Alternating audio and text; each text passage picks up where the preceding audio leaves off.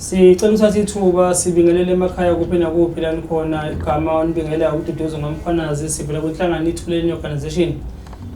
kuyinhlangano ke esikhona la nathi KZN la silekela khona abantu kulezo inkinga abasebebhekene nazo ngokwehlukana kwazo nokuthi sibe siqwashise esiqwashisa ngakho ubugebengu ama drugs GBV and so forth nazo zonke izinto ezenzeka emphakathini siyabenza nama awarenesses so namhlanje kunomfethu osivakashele namhlanje naye udaba lwakhe noma lu personally kuyena libhekene but baningi abantu oluzokwazi mhlawumbe ukuthi libavula amehlo baqwashe baqaphele ukuze bengezogcina laba sebengena kulomgodi ubafu angene kuona taba baba siyakubingelela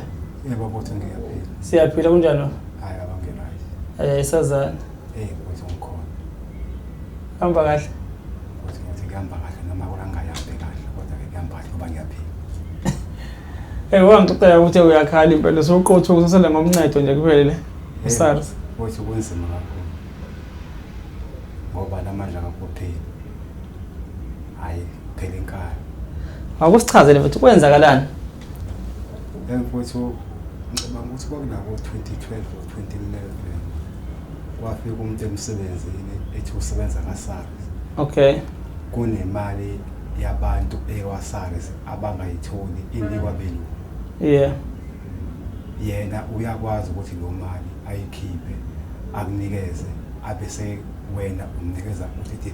kulo mali ezophuma la ayike phela ngena lapho lonto ke kwaphela nje mhlawumbe iminyaka emibili sesengenzile 2015 mangaphosisa no 2016 later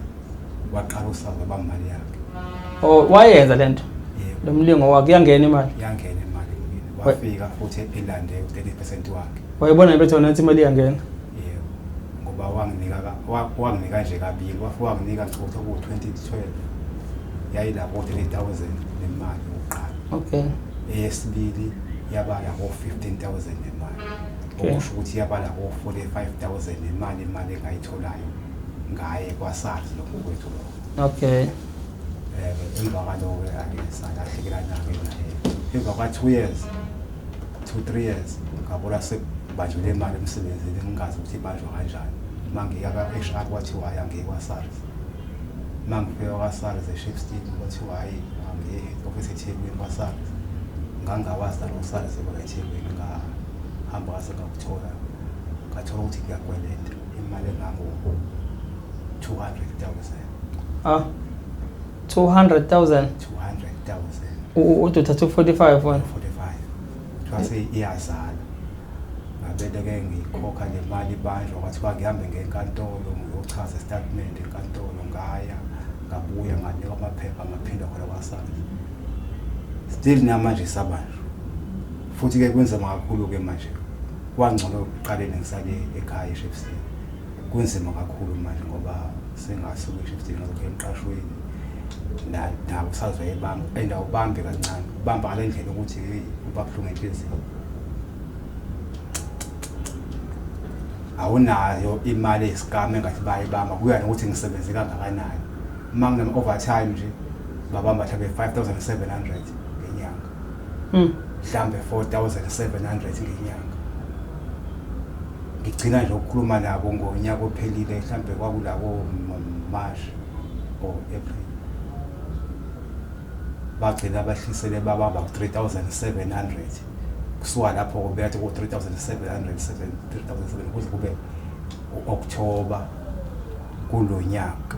ophelile lapho ke baba bekhona 5700 kuze kube namhlanje phika lo mpilo yokusebenza ungahola imali uyibona ku payslip ukuthi uzohola imali engaka kodwa ngoba kuthathwe lengaka sokuthola imali engaka endinzima le yanto ukuthi ngoba lo muntu wangisali yanto ngagcina ngalosikhathi ukumbona namanje ngaze ngiphinde emaphoyiseni bathi ngiyalivula icala emaphoyiseni phela ngaya emaphoyiseni ngalivula icala bangenzela incwadi okwathiwa ngibuye nawo ngiyise kaSARS ngabuya nayo ngaletha kwaSARS nganethemba lokuthi hayi mhlambe ke khona la kuzolunga khona hayi akaze kulunga kunaloko nje kunzima kakhulu angisakwazi nje ukuphilisa izingane zami ngendlela okwenzeka ngayo. uDisemba uJanuary kunofanele esikoleni nabo lo-SARS. Abo nje mfowethu angazi ngachaza ngithini ngendlela ababamba ngayo kuhlukela ngoba mawuthi uya la office kaSARS la eThekwini kuvele bakunikeze i-email address kuthiwe uzobhala incwadi kwi-email lo head office ngiya-emaila ngiyazibhala incwadi akubuye impendulo kodwa lokho idonsiwe imali idonsiwe nje imali okunaloko bahlisela ke kwazi kulo 3700 abawubambayo nje wafuthi mabenyuka bangitshela mabehlika bangitshela mina ngibona nje emholweni ukuthi kule nyanga kubanjwe imali engaka kule nyanga kubanjwe imali engaka yabo impilo yami inzima kakhulu manje uyobona ngani mawukuthi usokhokhe waze waqeda noma bathi bakutshela bokubiza into abayenzayo banginika statement kanye ngonyaka ngoJuly sokuthi sekusele imali engaka ukuthi manje ifoni yami le bathi ngiyiphatha isafile yeah bagcina istatement nje bagcina usibona ngoJuly unyaka ophelile besithi ngisalelwe u59900 nemali okusho ukuthi ke lo 15000 ngithe mangathi mangubala ngathola ukuthi izophela mhlambe la October kulonyaka kodwa ngoba sebeze manje ke banyuka kulo 3700 bawubamba ngalitshela ukuthi hayi kusho ukuthi benzela ukuthi kufike uJuly lo abanginika ama statement ilo engizoqeda ngawo ngoba banyukile bangasaba ku 3700 abo 5700 ngokuhluka nje ngo-October kuze kube uFebruary lonyaka. Manje akukho bantu babonayo ukuhlala betafuleni kanje face to face ukuthi mhlawumbe la ukwazi ukukhala ubeke ikhalo zakho kubona. Hayi abekho bakaSARS abekho ngoba bangabe ngiyala nje kaSARS nginikeza i-email address yalabantu engibasho ukubhekile base head office obhala incwadi nje bayincwadi nazo la sengizibhale ngaze ngayena ngazama ukukhuluma naye lo Ntombusipho uklamisha okhona lapha yakwaSARS ukuthi use head office ngithe ngcono ngicela ukuthi ngibakhokhele le mali esele 59000 ngibanikeze 30000 lenenye babayeke bangaphinde bayibambe isiphethe ukuthi ngoba le mali ngangirojiwe kahle ngangingaboni mina ukuthi ngeza ubugebengu ngibone sengibadlule imali kanti kwakuyigebengu lobangweza lo wamuntu wengeve enginika imali ephuma ngokusemthethweni kahle naye wayethatha ngendlela engekho emthethweni kodwa anginike abe siyathatha naye akangitshelanga ukuthi le mali niba enginika yona nje izobuye ibanjwe mangabe kwenzeka ibanjwe letho kaSARS njengoba kwenzeka ke namanje ngeke nonkinga. Uwena wedwa umuntu emsebenzini akwenza lento noma khona abanye? Hayi angikade sibaningi. Abaningi ke bayeka ngoba besabuya kaSARS abaningi. Bayeka umsebenzi. Bawuyeka umsebenzi abaningi, bawuyeka impela umsebenzi abaningi nje abasasebenzi. Emva kwalokho beyekile bangitshela ukuthi hey ndoda nyamezela ungasayeka ngoba noma sowuyekile usazi lapho yathatha yonke wena uphuma nalutho. Sebelambile manje ngaphandle. Abanalutho mfowethu ngingcono ngoba mina ngisatohoza. Bona abanalutho kunzima kakhulu. Abanye ke futhi seyaphela abanye. Mina ngazi noma kwenza ukuthi mhlambe lo umuntu wanginika kabili noma kanjani ngoba makabikela kaSARS baze bathi abantu bakhona kufanele ngabe imali kade bayeke ukuyibamba ngoba into iyayenzeka vele kaSARS lesikhathi lesi kwenza banginika ngazo. Bayayazi kaSARS imali ayikhishwa kodwa ke yayingaphumi ngokusemthethweni. Okay. Ma ucabanga mhlawumbe noma ngokuthola kwakho ukuthi wathola lo muntu wayefike kanjani emsebenzini ngabe ukhona umuntu wayemlethile noma mhlawumbe lo muntu emsebenzini mfethu ngicabanga ukuthi lo muntu wehambela izindawo ezinkampani ezamafirma asebenzayo ngokucabanga kwami angiboni ukuthi khona umuntu wemlethile noma ke lo yena lo wengenzeka mhlambe uyeqhumene nomuntu othize ngaphakathi kaSARS ngoba ube ngahlali ngoba mina ngihlala emakhaya ubeqashe nje ubeqasha esilungwini yena lo muntu uhambela indawo ehambela izindawo bongamtholi nje ehamba ngemoto yakhe bokade ungakwazi la ehlala khona uyena kade eya emafemini ebantwini ngoba into ebenza nje befika thatha iPayslip kuphela kuwena iPayslip yakhe bayithatha akubheke yona ayibuyise manje emva kwaloko-ke 2 days to 3 days izongena le mali abese yafika kuye asezoyilanda-ke yena no-30% wakhe azowuthatha. Ngiyibuza lo mbuzo lo ngoba ubugebengu buningi phela nibaningi enkampanini mhlambe ngenzeka ukuthi kukhona axhumene nabo ngoba ngeke kungene umuntu ngaphakathi enkampani akhulume nabasebenzi nabaphathi ngabikho ngisho abathola ukuthi akhona umuntu la nokuthi mhlambe kufike endlebeni zabo ukuthi hayibo khona umuntu osenzele into kanjela sithola imali. Kahle wengangeni ngaphakathi efemini yena wefike nje ame ngaphandle lapha efemini ngaphandle kwesango bese kuba ukuthi-ke laba sebeyitholile izinto engingazi ukuthi kahle waqala ngobani ukuthi amnikeze ngoba nami ebona into mayenzeka emsebenzini ugcina uyizwa la insiza khona abayixoxa ukuthi awusibani imali unento ayenzayo kanje uthola imali kanje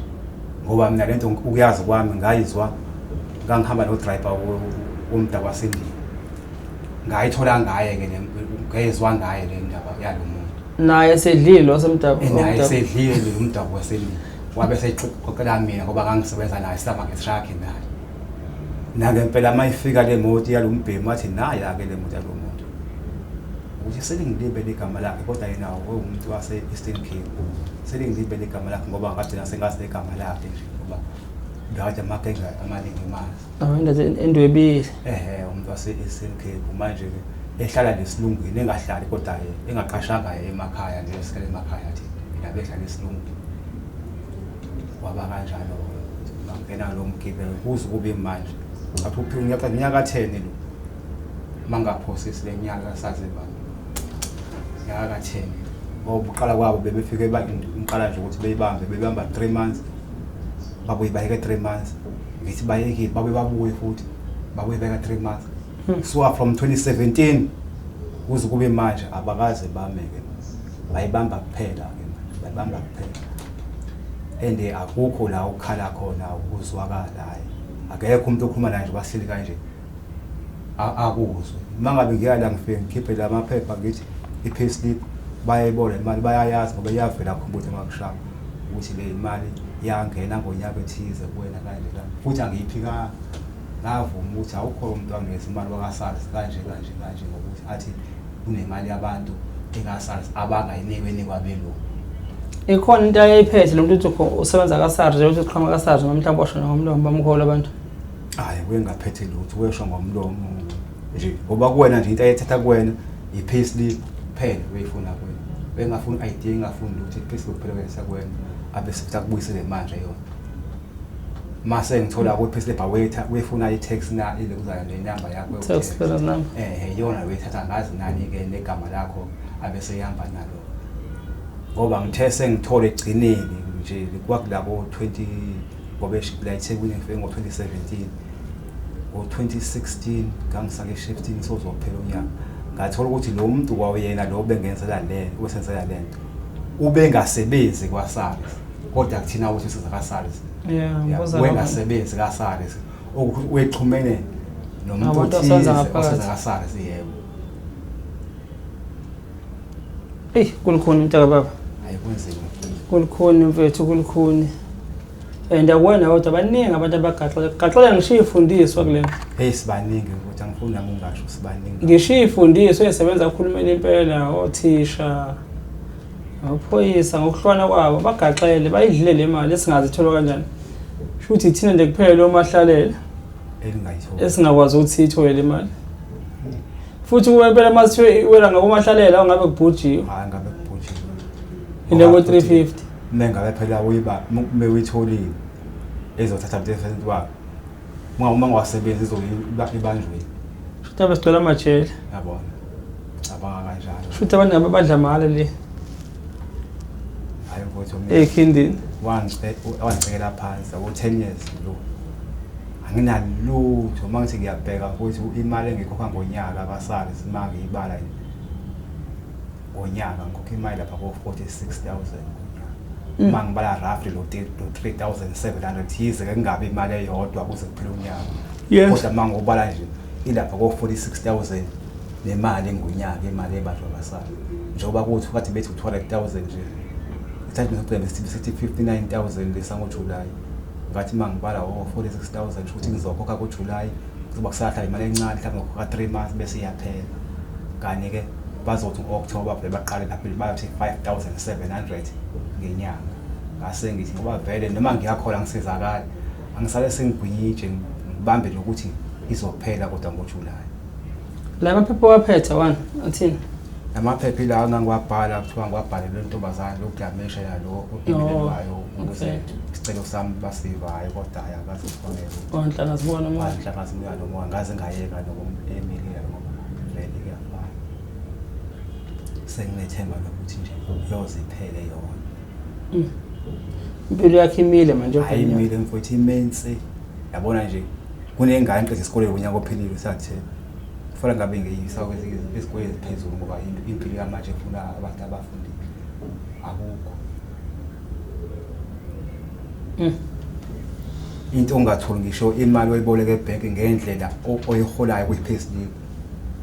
Ngathi nginenqwaba esikoleni kanye sinye. Baba siyabonga sibonga nesibindi sakho nomzimo ukuthi ukwazi ukubekezela. Noma ubone seziyakunetha ngempela la kodwa ke ukwazi ukuthi ume ubekezele njengoba usho nje abanye bakhetha ukubaleka abafohloza basho imisebenzi abafisa mhlawumbe ukubuye bezemsebenzini kodwa uthatha kusabuye akusabuye kunzima yabona nje ukuthi umfuthu nje omunye owayeka sesilayithekweni hayi ngezwe ngayo wathi hayi futhi unyamezela kanjalo ithathwa noma sewuyekile and mase ithathiwe wena usali nalutho kufana umuntu athi engasebenzi. No, siyabonga mntakababa siyabonga. South Africa besibona kubalekile ukuthi sinilethele lo double kanje ngoba lento yaka-SARS ayingenza ukuthi baningi abantu abaphoseke kulomgodi waka-SARS. Kunamaqili lapho ngaphandle ashaya lezi ivalo zaka-SARS esingazeki ukuthi ke bayishaya kanjani nokuthi yena ke u-SARS ndini lo wakhona ongaphila ngathi u-SARS osuthi uthi nje ngiqonjela ngithatha imali yakho kubentela ke nimeni yebo wahlala lehlafune zonke insuku yena ukuthi yena ke SARS lo uphuma nini ukuya ngaphandle ayofundisa abantu nokubaqwashisa ukwenza ama campaign ukuthi kunezinto ezikanje musana ukungena gadani u1 and 2 and 3 ukuze ningezoyithola kusasa senifana nesimo esiningi sikamfowethu. Njengoba ngibala nje mina ngisho othisha inqwaba bakulomgodi lo abantu baphethwe ngisho ama BP badla amaphilisi manje high phezulu manje akusabekezeleki ngoba kumnandi mhlawumbe imali isadliwe mase uSARS usukubambile sekufuneka ukhokhele imali so sekunzima and bonke labantu abenza lento abatholakali bona labo kuyibona abenzisa abantu lento abatholakali bona but usukusele wedwa so nje siqaphelana ingane zakwethu uKatani bafethu uKatani ningadlali umshipha nsamo umshipha sinevu ezodlala ngani nisebenza kanzima le nisebenzele izingane zenu ugcine usufana nomfowethu ukhala kanje qothu lusathu nangomncedo sekunzima ngoba uyakhala na ngisho ukuthi ungathenga ngisho shephisi awusale ngisho nesent kube nzima ukuthi ngisho imali yokugibela emsebenzini ayikho ngisho kwayona kodwa uyasebenza uvuna nabantu abasebenzayo abantu mhlawumbe le nto ingagcina benza bagcina ngisho impilo abayibulala ngoba phela uyayibona into ukuthi igcina ilimaza ngisho ingqondo nestress so ukuthi ifake incindezi uma ubaba ekhaya ufuna ukuprovide uma ungasakwazi ukuprovide uma umama ufuna ukuprovide usakwazi ukuprovide and ngeke kusho mlelo ukuthi hayi ngangidla imali kanje kufanele ukukhombisa ukuthi uqinile nezikhala enyameni sezinyenganza wethu gadani South Africa khona ubugebengu obukanje. Siyabonga niphephe nisele kahle emakhaya.